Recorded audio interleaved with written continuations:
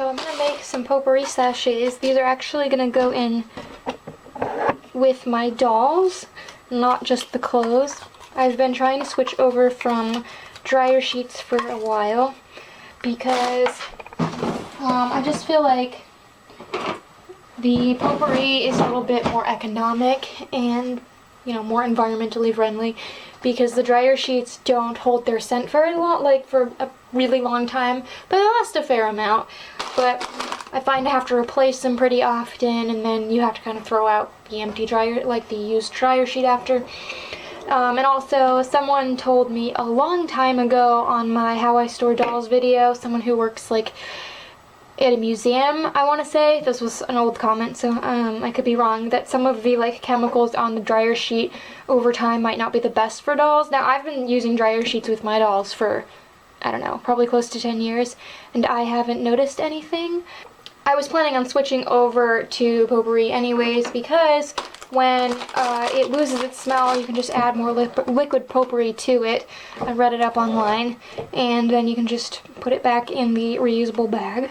So I have quite a few pre-made ones, and I'm going to start putting them in with my dolls. I noticed that the Kens were kind of smelling a little funky because their dryer sheets all got thrown out, and I hadn't put new ones in, so that's what we're going to do.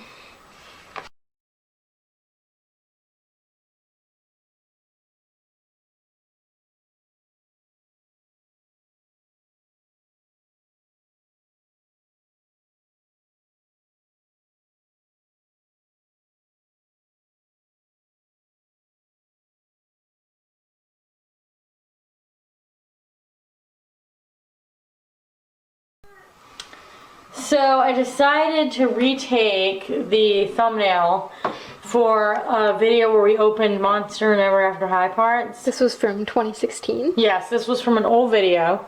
But I didn't like the thumbnail. I used to think it was okay, and the longer it's been, the uglier I thought it was. I kept the same concept. It's supposed to be like a surreal, like ER/part shop, which is why I put mannequins in there. And that mannequin was in the original, the other one's new. I just found it while I was looking for something else. My theory on this photo for why there are two dolls in bathing suits, now the truth is, Ashlyn was new at the time, which is why we had to order her a hand. And Laguna was an old doll who had a problem with one of her arms. So we had ordered her a limb at the same time, and it's just a coincidence, they're both beach dolls. But the story I created for this photo is they're in some sort of dolly surfing accident, both lost a limb. So they came to the ER, and Mercedes, maybe she's a friend that is waiting for them. Maybe she has her own issue, who knows.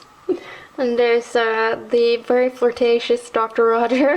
He's actually working, which is something we don't usually see. Oh, and that's Julia, Chandler's mom. Oh my god, and they're together! Maybe this is how they met. Perhaps. Who knows? Roger's a lot of job. So I dusted my American Girl cabinet, which I've been meaning to do for a while. But what prompted me to do it today is that Kia recently got two of her horses, so this is Sparks Flying, and Steps High is in my closet with Penny, Felicity's horse, but I thought he could fit in the cabinet, but when she was up here, because I'm short, it kind of like blocked out my view of most of Kia, so I decided to swap the Josephinas and then the Addie and Cecile Marie Grace shelf. Everyone else is in the same position, they've just been dusted. All of these, like in these card things, are birthday cards from Colleen that she's made me over the years that have pictures of American girls, so I'm pretty satisfied with how it looks now. So at the flea market on Sunday, we didn't find much. It's kind of slowing down, but there was this $1 baggie of random, mostly Monster and Ever After High parts. So there are some Barbie shoes and purses, and there was this Batman. So I thought I'd show you these things. We did identify pretty much everything. These are Cleo shoes from the Student Disembodied Council. We have Way to Wonderland Apple White stuff. It's very nice. Oh, and these go to the catacombs. This piece, and this table, which sadly is missing two of its legs. But It's great to have pieces. So someone asked to see my Generation Girl My Rooms because I had a note on my whiteboard during a room tour of my art room and office. I had to reshoot these because my old photos from 2014 were on my Flickr still. And I had trouble getting into the drawer because I store these in one of the dressers because they are just like paper with some lamination. But this is Mari's room. And there are these are all cellophane pieces. It's very much like an old school Barbie case, like my Francie house. But these are actually plastic chairs. And then this is Tori's room. She doesn't come with the extra panel, but she has this little removable cellophane bed and this paper ladder. And then this is Anna's room.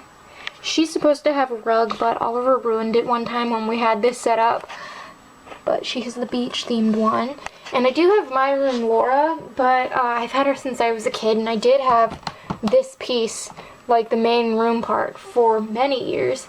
I used to use it actually for my Express at Yasmin's room, but I think it got bent or something, so I had to throw it out when I was a teenager, unfortunately. But these are pretty cool considering they're really just cardboard and cellophane.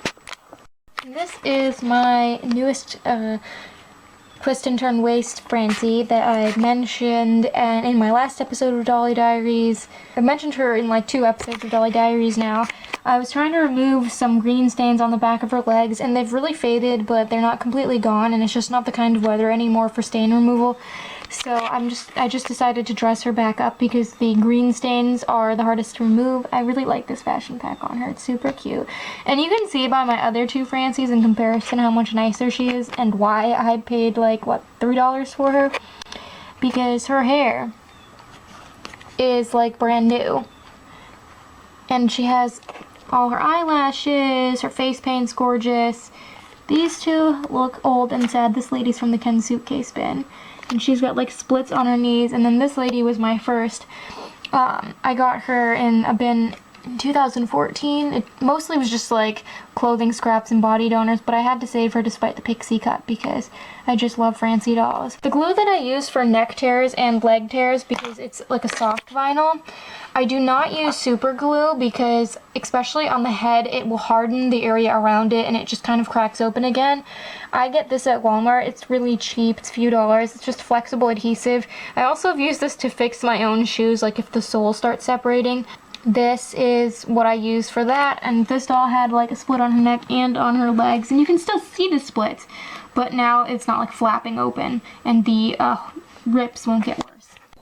So I'm a little excessively thorough. I'm planning on doing a video on telling the difference between hair types on dolls, so I made myself a chart so I could keep all my information straight. And that way if I think of anything before I film it, I can add to it. Yeah, you can see I have different columns of the hair types. So the reason why I've held off on making a video like this is because it's really difficult to explain to people how to feel things. It's kind of something that you acquire through doing a lot of hair treatments on dolls. The reason why I can distinguish hair types so easily now is because I have worked on so many dolls and I've seen how they respond to different hair treatments, and I've rerouted with most of these hair types and things. So I feel although I have the experience, I guess, to make the video, no matter how many times I try to explain it to people, some people just don't get it, and that's not anyone's fault. Like I said, it's really just something, it's a very tactile thing. It's based on your own personal senses. It's kind of describing how something smells or tastes to somebody else. And I didn't want this video to be biased and for people to think, oh well, if this doll has this hair type, then that means they're inferior. That's also one of the reasons why I kind of held off on making it, because I didn't want that to come off, because I think all of the hair types have good things and bad things, which is why I actually have a pros and cons column. The most important reason I wanted to share this isn't because I think it really matters in terms of if it makes it all better or worse. It's actually on getting the dolls to look their best if you second-hand shop, and even if you buy dolls brand new, I feel like if you know at least how the hair feels, even if you don't know the name of the hair type, but if you know, oh, this is a finer, fluffier hair type that's going to respond really well with a boil wash, that can help you know what avenues to take to clean them up. It can prevent mishaps, like sometimes people get overly flat iron happy, and because they don't know that like you don't need to flat iron saran hair or Kanekalon hair, maybe they'll try to do that and then the doll will get burned, or you'll be afraid to buy a doll. Like a lot of people are afraid of buying very beat up looking American girls because they don't know that you can flat iron and boil wash their wigs, so they think I'll either have to buy a new head or buy a new wig when you can actually salvage the original wigs. So that is why I wanted to make this. So I'm hoping I hit all my points. I just remembered another thing that I want to add about Kanekalon hair. This is all the planning. Some people think I talk too much during tutorials and stuff, but I'm very thorough. I've always been thorough. When I was in high school, I remember I had this one English teacher, when she wrote me a letter of recommendation for college, she said I always asked if I could go over the page limit for essays, but it's because like my extra pages would always add more. It was never just filler information, and that's just the kind of person I am. I like think things through every step. I really like to explain things thoroughly, because the last thing I would want to do is be really vague and make a video quick just for the sake of it, and then for people not to understand or to have questions, because maybe not everyone wants to comment and ask a question or has the ability. So that's just my thoughts and feelings. So I'm working on this, and I'll check in with you later. In this clip, I'm piercing my number 25 Claire's ears. By the time you're seeing this episode of Dolly Diaries, I already have the video of me opening her up. I actually did this on the same day as piercing my McKenna doll's ears, but I didn't include her in McKenna's video because I wanted Claire to be a surprise and it would have given it away, but she was really easy to pierce because of her vinyl. And I thought I would show you what Claire's earrings look like now. These are the ones I made to go with her outfit. And you can really see from a distance how crooked her eyebrows are. It's adorable. So we have some goods from last weekend to share, 13th. So it's been kind of slow at the flea market. It's very hit or miss. We have had good luck in some respects, like with getting McKenna. But the only thing I found that I really wanted to buy was this MC² Adrian's Lemon Soap doll. She was $10. Now, I waited and waited. I love these dolls. I waited and waited and waited for them to go on sale. And they never went on a good sale, maybe like $20, but at most stores, the ones with the experiments were $25, and I realized she has pink ombre hair, like Isabel's wig, and so I'm really glad to have her. And I also don't have an Adrian, I only have a Cameron Coyle, and a Michaela. After that, we went to stop by our relative Ray's house, and he's the one who gets us each a Barbie for Christmas since 2013, so he makes models, and we had some little like miniature things that we got with doll stuff, and he had gotten dolls. He works at the town transfer station, and he rescues stuff from the trash for us.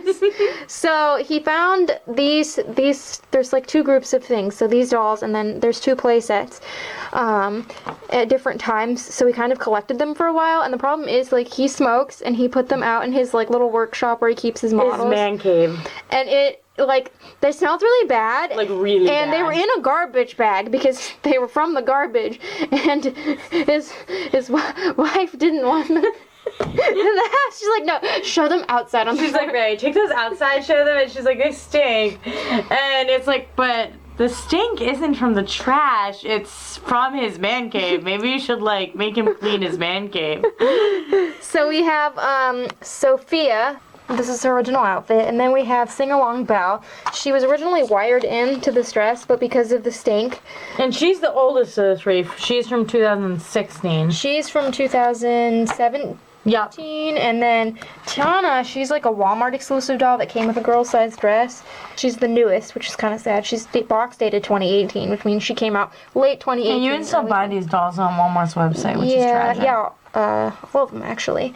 So that's really sad, and I did have to deep clean them. We soaked them in borax, Gain, vinegar, overnight. Then obviously they got their regular baths, and I like took out all the hair elastics and stuff, and their outfits got soaked in the same thing. And putting them in front of the fan all day did help them air out. They still smell a little questionable, but considering. And then this is Belle.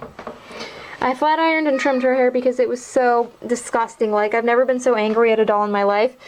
Actually, I have, but it was the first time in a while. Hair was so stretchy that I whacked myself in the eye and my contact popped out.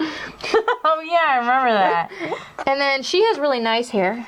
It almost feels like MLP nylon. What's interesting is because her actual plastic, like when I started to undress them when she was showering that night, I noticed that Sophia was definitely different manufacturer than them.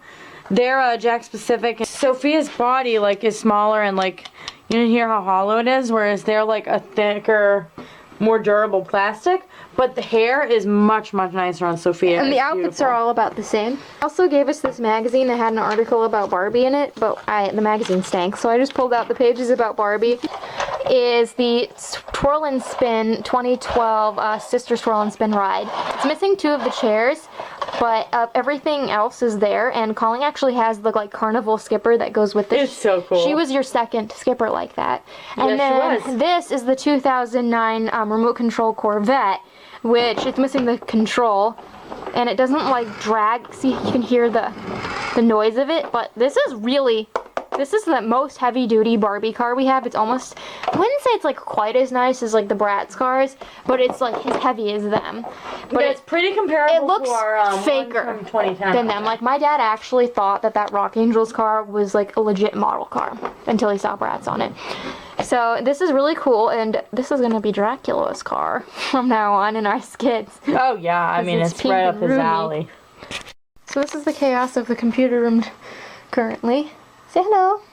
Hello. So what we're doing is obviously Claire Bear and McKenna, who looks a little silly in this outfit, they are getting their like My Story like main photos shot, as well as the earrings I made for them for my Flickr guide. However, I always like to keep things equal with all of my like contemporary type dolls because they model the outfits evenly.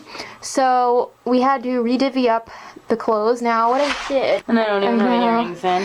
I didn't reshoot like everybody's photos. That would have been a waste of time. So what we did is we saw like who had extra clothes, who had less clothes, and we redivided everything to be fairly equal. So basically what we did, say for McKenna, she came wearing the honey PJs, so that was one of the outfits she was going to model. But what we did is we subtracted outfits, like you can see I have some crossed off here, to give to Claire and McKenna.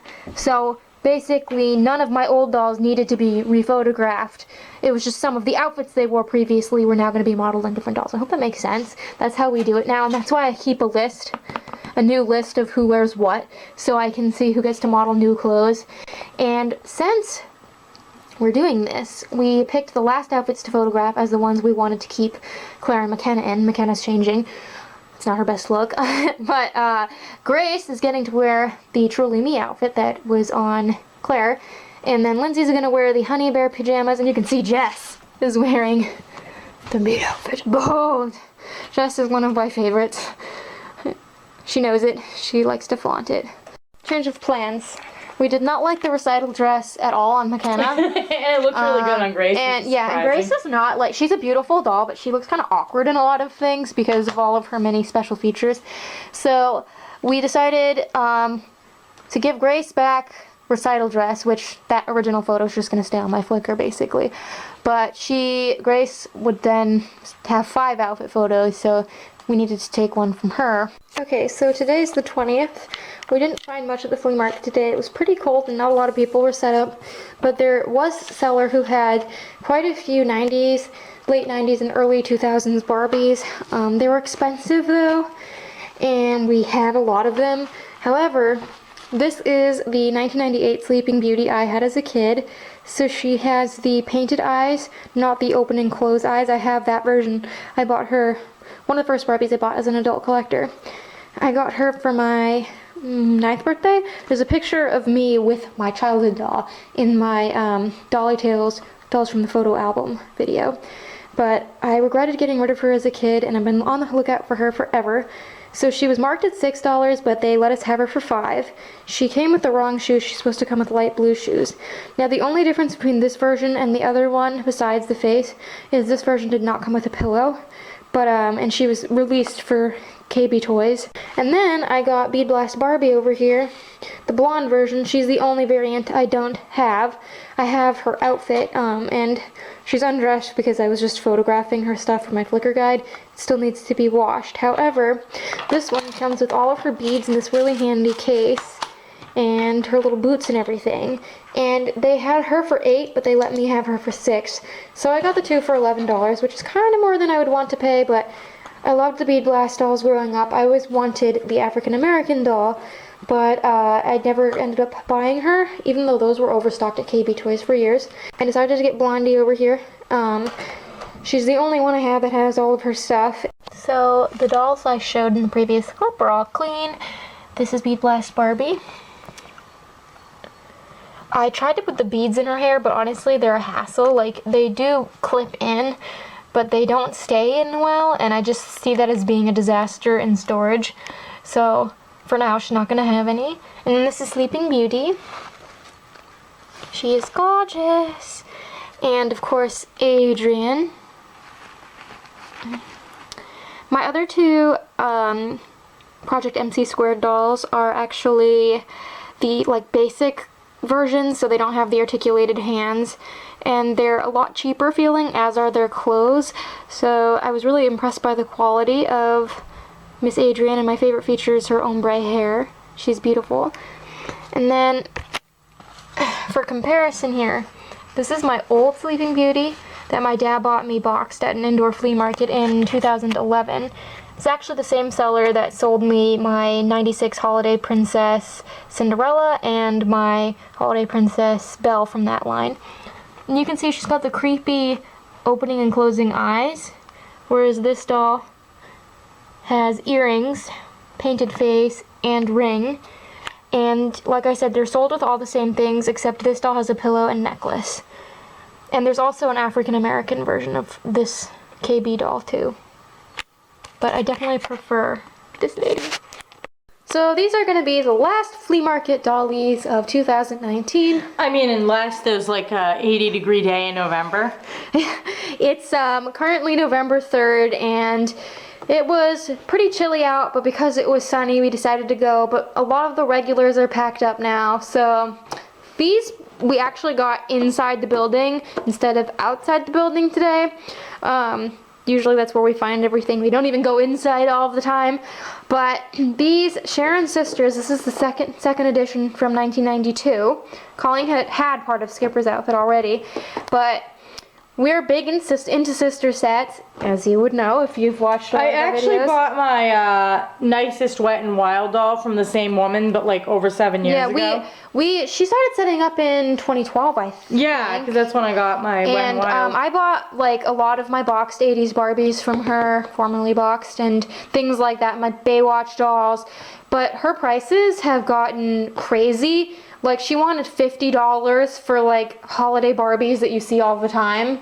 And the problem with her box dolls is we have a Hollywood hair Ken named Brady who we bought, and at the time they were really cheap. I think he was like, what, $5? He was $5. But he had moth holes in his clothes, and there were dolls that were like so faded from how they were stored, and there would just be bugs in the boxes sometimes. So these don't look too bad. She wanted $30 for this set, but we managed to get it for $25. Not the $30 was bad. Like, this was reasonably priced. It wasn't like the bargain of the century, but this was good. I mean, to get it on eBay, like without competition from someone who wasn't crazy, you'd probably pay more for that with shipping. So it was a good deal in that sense, but yeah, she's just kind of gotten crazy, so we usually avoid her booth. But then there was other American Girl mini dolls there today. From the person we bought McKenna from. Yes, but and they were the ones that had like the books with them, but it was Mary Ellen and Be Forever Kit. And even though she wanted $10 each, which wasn't a bad deal for them, I just wasn't feeling Mary Ellen as much because she's not one of my favorite historical dolls. Like, I don't even have her, and she's not one that I definitely want. And then I already have a mini Kit, and Kit's not one of my absolute favorites, so I was kind of disappointed that it wasn't like Caroline or Addie. But But then inside the building, if I can get her out, there was Melody. And you guys know I got Melody this summer for my birthday. It's like an early birthday present. And I've been wanting her mini doll. And she is really nice quality. She's got like little separate undies. And I only have Grace and Josephina's mini books. I don't have my other mini dolls because they were either used or Isabel I got like on sale where they just kind of threw extra mini dolls with extra books, like they were all bagged. They didn't even have these boxes, and you can see like that was her price. She was 10, which she originally retailed for 25, so that was quite the steal. I mean, interesting because she box dated 2015. it's because I think that this tray, see how it doesn't say Melody? This tray they use for all of them. Well, also I know for a fact that the Be Forever Molly mini I saw at Barnes & Noble way before the doll was out. So that might have something to do with it too. Yes, so I'm really excited, and she won't even need her hair washed because it's so nice. And Melody's gonna be so happy. So, yeah, that's what we got. That was a good way to conclude the flea market season. Kind of expensive, but well worth it. And these guys are gonna need baths. So we have a seal of approval from Melody with her mini doll. This outfit though needs to be changed. This is not seasonally appropriate anymore. And McKenna and Claire live up here on top of the bunk bed, on top of the canopy bed, because if you remember when I got this last year, I put a piece of like particle board on top. So yeah, she's in a Halloween costume right now for the thumbnail when I got her, but she'll be changing. So yeah, and there's Grace's mini. So cute. More Halloween costumes. And these are the Sharon sisters after they've been opened, and obviously they had baths. They got their hair washed, well washing. Colleen also just used some dish soap all over them because when dolls have been boxed so long, they can get dusty inside. So it just freshens them up a bit. Skipper has really curly hair. Very pretty. And my three all happen to have Saran, which is really nice because Kanekalon can be kind of beastly to deal with, and the nice thing about the Saran is it holds its factory style, so I think she looks a lot like Paint and Dazzle Barbie. Love it. And Colleen absolutely adores her Stacy and Skipper dolls. So I just finished retaking the Bratz Kids My Story photo, and I'm pretty happy with it. It looked a lot less cluttered when the dolls weren't in here. Because they're a lot bigger than Kelly dolls, obviously. I've spent enough time in real preschool classrooms to like have known, oh, the nap stuff they shown on the Kelly school, it's a good idea. And like an art area, there's a lot of like round tables in every preschool classroom I've ever been in. Set up the cubbies with some cute stuff. A little kitchen. Obviously a place to play house and do other things like dress up. I dressed up Kylie as the teacher. I set up her desk. Every modern teacher has her cell phone with her coffee. And Sonia got to join. I had myself a note to use Kylie because, I mean, how cute is this outfit, and she was already in it. In every preschool classroom I've ever visited in, worked in, anything like that, I've seen, you know, at least a second adult in the room, so that's how Sonia got on board. She's Kylie's teaching assistant, and since, you know, I'm an aide myself, like, I couldn't forget to give Kylie an aide. So yeah, I think it's really cute. I like the snack area the best because doll food. But I kind of just went for Bratz Kids that were wearing like regular clothes. But I knew a few of our favorites, like obviously Sasha was Shelly's favorite when she got her first ones. And Dylan's really cool. Obviously, Shelly really likes Chloe, so even though she was sort of beachy, I thought I could pull her off. And then I just did dolls that were looking really cool in their outfits. Shelly, do you like it? I love it. Oh, and the llama background. I just thought it would look so adorable with the rest of this, so we got this paper a little while back and Shelly made a backdrop. This is the first time I've gotten to use it, but I think it's perfect. So I am just going to sign off of this episode of Dolly Diaries because this footage is really old, mostly from, I want to say October or late September.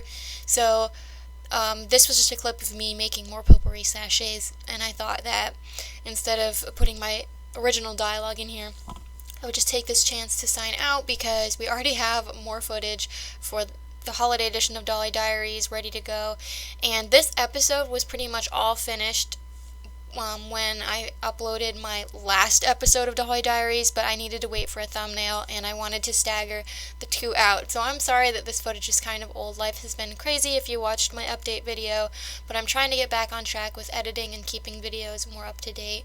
So I hope you guys enjoyed, and until next time, love your dolls, love yourself, and love your life.